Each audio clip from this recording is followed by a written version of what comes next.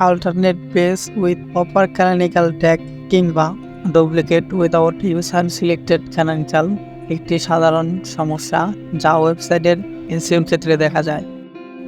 যখন একটি ওয়েবসাইটের একই কন্টেন্ট একাধিক পৃষ্ঠাতে থাকে কিন্তু সেগুলির মধ্যে কোনটি প্রধান ক্যানোনিক্যাল তা নির্ধারণ করা হয়। সার্চ ইঞ্জিন বুঝতে পারে না কোনটা আসল পেজ কোনটা ডুপ্লিকেট পেজ, তখন এই সমস্যাটা দেখা দেয়।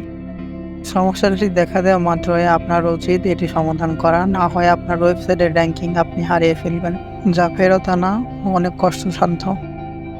আপনি যদি আপনার ইউআরএলের পাবলিশ অবস্থায় বিভিন্ন পোস্ট, ছবি অথবা লেখা এডিট করে আপডেট করতে থাকেন তাহলে এই সমস্যাটি দেখা দিতে পারে।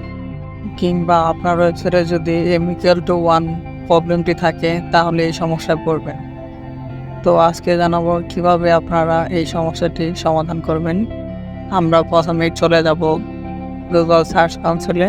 গুগল সার্চ কনসোল থেকে দেখতে পাচ্ছেন এখানে আমার প্রতিটি ইউআরএলের শেষে m=1 আছে, কেননা আমার ওয়েবসাইটটি ব্লক কার দিয়ে তৈরি এবং মোবাইল টু করতে গেলে এরকম m=1 চলে আসে।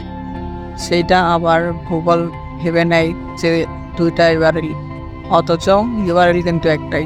আমি আপনাদের দেখাচ্ছি, এখানে খেয়াল করলে দেখতে পারবেন আমার যে অরিজিনাল ইউআরএল সেটা আর m.url সে এক, কিন্তু লাস্টে মোবাইল ভিউয়ের জন্য m.1 হয়ে যাচ্ছে। আমাকে প্রথমত m.1 প্রবলেমটি সলভ করতে হবে। m.1 কীভাবে সমাধান করবেন সে সম্পর্কে বিস্তারিত আমার ওয়েবসাইটে গেলে দেখতে পারবেন এবং ইউটিউব চ্যানেলে সম্পূর্ণ একটি ভিডিও আছে, ভিডিওটি আপনাকে দেখতে হবে। আর যদি আপনার ওয়েবসাইটের পেজগুলো রিডাইরেক্ট করা দরকার হয় তাহলে রিডাইরেক্ট করে দেবেন। সব কিছু ঠিকঠাক থাকলে আমরা আপনাদের পিক্সে ক্লিক করে দেব।